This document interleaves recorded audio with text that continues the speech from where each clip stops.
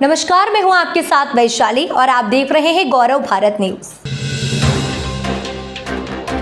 न्यायालय हनुमाना में मजिस्ट्रेट विनोद चौधरी और कीर्ति दुबे की अध्यक्षता में माननीय उच्च न्यायालय के निर्देशानुसार विधिक साक्षरता शिविर के अवसर पर साइबर क्राइम एक्सपर्ट मोहित मिश्रा को बतौर विशिष्ट अतिथि और मुख्य वक्ता के रूप में बुलाया गया। साइबर क्राइम एक्सपर्ट मोहित मिश्रा के द्वारा न्यायालय में वकीलों को साइबर क्राइम के बारे में जागरूक किया गया और उनसे बचने का उपाय भी बताया गया। साइबर क्राइम एक्सपर्ट मोहित मिश्रा के द्वारा SIM swapping, biometric fraud, ATM cloning, artificial intelligence, voice cloning, फर्जी वेबसाइट के जरिए और ओटीपी के जरिए होने वाले फ्रॉड जैसे दर्जनों आधुनिक साइबर फ्रॉड के बारे में बताया गया और साथ में उससे बचने का उपाय भी बताया गया। गौरव भारत न्यूज चैनल से दीपक तिवारी की खास रिपोर्ट।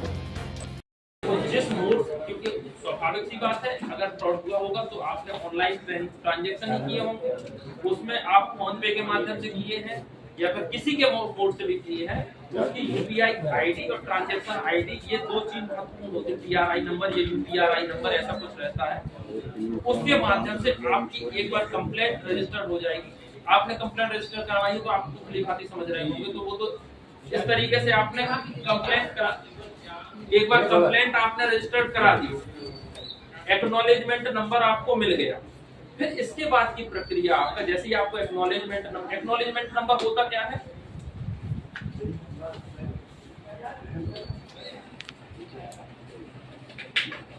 एक तो आपके पास ऐसा मैसेज है इस प्रकार से कि फला फला आपकी कंप्लेंट ऐसे ऐसे रजिस्टर्ड हो गई और इसमें जो ये नंबर लिखा है वो एक नंबर मिल जाएगा।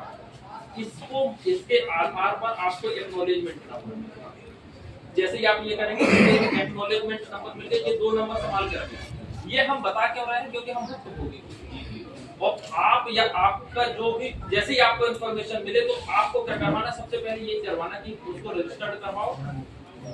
दूसरा नंबर ये, उसका मैसेज आपके पास जैसे ही आए उसको एक्नॉलेजमेंट करवाओ, उसको पुनः रजिस्टर्ड करवाना पड़ता है कि हमने यहाँ पे दर्ज करा दी है। अब इसके आधार पर ये आपको मिलेगा, जाना पड़ेगा साइबर से। आपकी या तो कोई संपर्क में है तो आप उनको टेलीफोनिक सूचना दे दे, नहीं है तो वहां पे जाकर तत्काल जाए साइबर सेल में, अपनी जो भी ये जानकारी है उसको अपना बताएं। वो एक एक्नॉलेजमेंट नंबर आपको देके आपसे कहेंगे कि इस एक्नॉलेजमेंट नंबर के आधार पर आप घटना की एफआईआर दर्ज करवाएं। वहां से आपको ये जानकारी मिल गई कि अब उन्होंने बता दिया, आपने साइबर सेल में ये जो नंबर है उस पे आपने फोन लगाया, उन्होंने आपकी कंप्लेंट रजिस्टर्ड करा ली। रजिस्टर करवाने के बाद आपको एक्नॉलेजमेंट नंबर दे दिया। एक्नॉलेजमेंट नंबर के आधार पर आपने आवेदन बनाया, ये सारी चीजों को लिखते हुए अपना आवेदन संबंधित थाना प्रभारी को, उन्होंने एफआईआर के लिए आपने भेज दिया। अब बात फंसेगी क्या ये संज्ञेय अपराध है या असंज्ञेय अपराध है, 3 वर्ष तक का दंडनीय है, क्या होगा क्या नहीं होगा।